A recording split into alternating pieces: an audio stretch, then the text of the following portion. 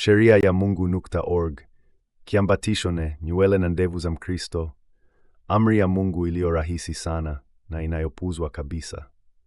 Hakuna msingi wa kibiblia kwa madhehebu yote ya Kikristo kupuuza amri ya Mungu kuhusu wanaume kuweka nywele zao na ndevu zao kama Bwana alivyoelekeza. Tunajua kuwa hii ilikuwa amri iliyoshikwa kwa uaminifu na Wayahudi wote katika kipindi cha kibiblia bila kukatizwa, kama inavyoonekana kwa Wayahudi wa Kiorthodoksi wa leo wanaoendelea kuitii, ingawa kwa maelezo yasiyo ya kibiblia kutokana na kutoelewa kwa marabi kuhusu kifungu hiki. Pia hakuna shaka kwamba Yesu, pamoja na mitume wake wote na wanafunzi wake, walitii amri zote zilizomo katika Torati, ikiwemo Walawi 19:27. Usinyoe pande za nywele za kichwa chako wala usikate ndevu zako kwa mviringo, ushawishi wa Kigiriki na Kirumi. Wakristo wa kwanza walianza kutoka kwa amri kuhusu nywele na ndevu, hasa kutokana na ushawishi wa kitamaduni katika karne za mwanzo za enzi ya Kikristo. Kadri Ukristo ulivyoenea katika ulimwengu wa Kiyunani Kirumi, waongofu walileta pamoja nao desturi zao za kitamaduni.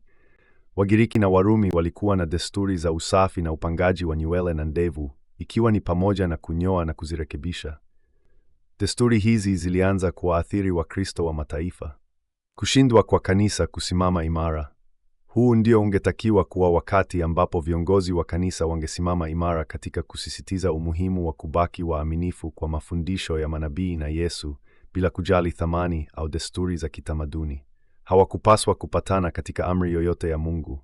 Hata hivyo, ukosefu huu wa msimamo uliendelezwa kizazi baada ya kizazi na kusababisha watu walio na udhaifu katika uwezo wao wa kubaki waaminifu kwa sheria ya Mungu. Udhaifu huu bado upo hadi leo, na kanisa tunaloliona sasa limo mbali sana na lile lililoanzishwa na Yesu. Sababu pekee inayolifanya liendelee kuwepo ni kwamba, kama kawaida, Mungu amehifadhi mabaki. Wale 7,000 ambao hawajipigia Baali magoti wala kumbusu. Wafalme wa Kwanza 19:18. Umuhimu wa amri hii. Kumbukumbu ya utiifu. Amri kuhusu nywele na ndevu ni kumbukumbu dhahiri ya utiifu wa mtu na kujitenga na ushawishi wa ulimwengu. Inaonyesha mtindo wa maisha wa heshima kwa maagizo ya Mungu badala ya kufuata maadili au desturi za kijamii. Yesu na mitume wake walionyesha utiifu huu, na mfano wao unapaswa kuwahamasisha waumini wa sasa kurudia amri hii ambayo mara nyingi husahaulika kama sehemu ya uaminifu wao kwa sheria takatifu ya Mungu. Yesu, ndevu zake na nywele zake. Yesu Kristo, kupitia maisha yake, alitupa mfano wa juu kabisa wa jinsi mtu yeyote anayetafuta uzima wa milele anapaswa kuishi ulimwenguni. Alionyesha umuhimu wa kutii amri zote za Baba, ikiwemo amri kuhusu nywele na ndevu za watoto wa Mungu. Mfano wake una umuhimu mkubwa katika vipengele viwili vikuu: kwa wale wa kizazi chake na kwa vizazi vijavyo vya wanafunzi wake. Katika enzi yake, utii wa Yesu kwa Torati ulitumika kupinga mafundisho mengi ya marabi yaliyotawala maisha ya Kiyahudi. Mafundisho haya yalionekana kuwa ya uaminifu wa hali ya juu kwa Torati, lakini kwa hakika yalikuwa mapokeo ya kibinadamu yaliyoundwa ili kuwaweka watu mateka wa mapokeo hayo. Kwa kushika Torati kwa uaminifu pamoja na amri kuhusu ndevu na nywele zake, Yesu alipinga upotofu huu na kutoa mfano safi na usio na dosari wa utii kwa sheria ya Mungu.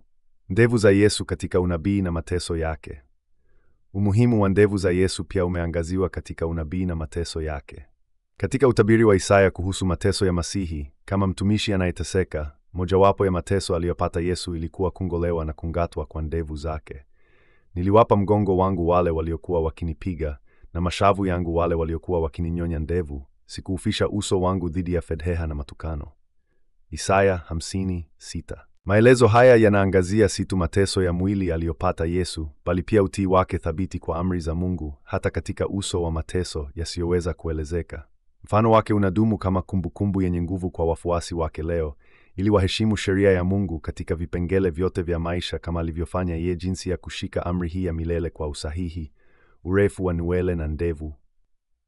Wanaume wanapaswa kuweka nywele na ndevu zao kwa urefu unaofanya iwe dhahiri kwa wanazo zote mbili, hata wanapotazamwa kutoka mbali. Zisiwe ndefu mno wala fupi mno. Jambo la msingi ni kwamba nywele wala ndevu zisikwe kwa karibu sana. Usinyoe maeneo ya asili. Nywele na ndevu hazipaswi kunyoa maeneo yake ya asili. Hili ndilo jambo kuu la amri hii, likihusiana na neno la Kiebrania peah, linalomaanisha ukingo, paka, pembe au upande. Haliashiri urefu wa kila nywele moja, bali mipaka ya asili ya nywele na ndevu. Kwa mfano, neno hili pea linatumika pia kuhusu mipaka ya shamba. Utakapovuna mavuno ya nchi yako, usivune mpaka ukingoni pea mwa shamba lako, wala usikusanye masazo ya mavuno yako. Walawi 19:9. Ni dhahiri kwamba hili halihusiani na urefu au kimo cha ngano au mmea wowote, bali na ukingo wa shamba lenyewe. Uelewa huo unatumika kwa nywele na ndevu. Mambo muhimu katika kushika amri hii.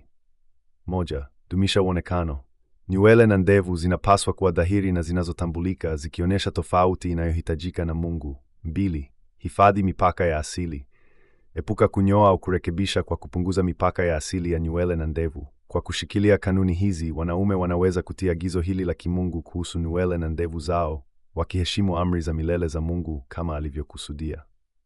Hoja batili za kutotii amri hii ya Mungu. Hoja batili ni wale tu wanaotaka kuwa na ndevu wanaopaswa kutii. Baadhi ya wanaume, wakiwemo viongozi wa kimesia, wanadai kwamba hawahitaji kutii amri hii kwa sababu wananyoa kabisa ndevu zao. Kulingana na hoja hii isiyo na mantiki, amri hii ingehusu tu wale wanaochagua kuwa na ndevu. Kwa maneno mengine, ni pale tu mtu anapotaka kukuza ndevu au nywele, ndipo atakapopaswa kufuata maagizo ya Mungu. Hoja hii inayotegemea urahisi haipatikani katika maandiko matakatifu. Hakuna neno ikiwa au katika hali fulani. Kuna maagizo wazi kuhusu jinsi nywele na ndevu zinapaswa kuhifadhiwa. Kwa kutumia mantiki hii hiyo, mtu angeweza kupuuza amri nyingine kama vile Sabato. Siwezi kushika siku ya saba kwa sababu siadhimishi siku yoyote. Au siwezi kujali kuhusu vyakula vilivyokatazwa kwa sababu sijauliza aina ya nyama iliyo kwenye sahani yangu. Mtazamo wa aina hii haumshawishi Mungu, kwani anaona kuwa mtu huyo anaziona sheria zake si kama kitu cha kupendeza, bali kama mzigo wanaotamani usingekuwepo. Hii ni kinyume kabisa na mtazamo wa waandishi wa Zaburi. Bwana, nifundishe kuelewa sheria zako, nami nitazifuata daima. Nijalie ufahamu ili niweze kushika sheria zako na kuzitii kwa moyo wangu wote. Zaburi 119:33-34. Hoja batili. Amri kuhusu ndevu na nywele ilihusiana na desturi za kipagani za mataifa jirani. Amri kuhusu nywele na ndevu mara nyingi hutafsiriwa vibaya kuwa inahusiana na ibada za kipagani kwa wafu, kwa sababu tu mistari ya karibu katika sura hiyo hiyo inataja desturi ambazo Mungu anakataza. Hata hivyo, tunapochunguza muktadha na mapokeo ya Kiyahudi, tunaona kuwa tafsiri hii haina msingi thabiti katika maandiko. Amri hii ni agizo wazi kuhusu muonekano wa mtu binafsi, bila kutaja ibada za kipagani kwa wafu au desturi yoyote ya kipagani. Muktadha mpana wa Walawi 19. Sura hii katika kitabu cha Mambo ya Walawi inajumuisha sheria mbalimbali zinazohusu vipengele mbalimbali vya maisha ya kila siku na maadili. Hizi ni pamoja na amri kuhusu kutotabiri wala kufanya uchawi. Walawi 19:26. Kutofanya michoro au michoro ya mwili kwa ajili ya wafu. Walawi 19:28. Kutojihusisha na ukahaba. Walawi 19:29. Kuwatendea wageni kwa wema. Walawi 19:33-34. Kuheshimu wazee. Walawi 19:32. Kutumia vipimo sahihi vya uzani na kipimo.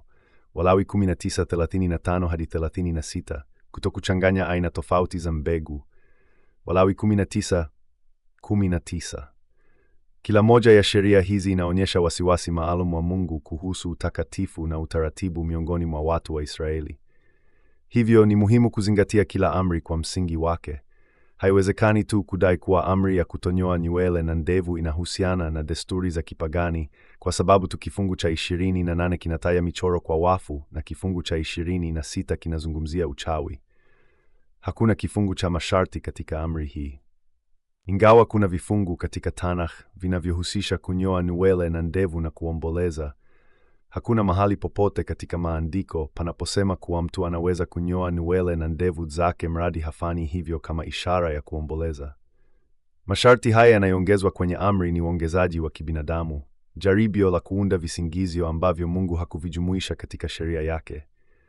Tafsiri ya aina hii huongeza vipengele ambavyo havipo katika maandiko matakatifu, ikifunua nia ya kutafuta sababu za kuepuka utii kamili.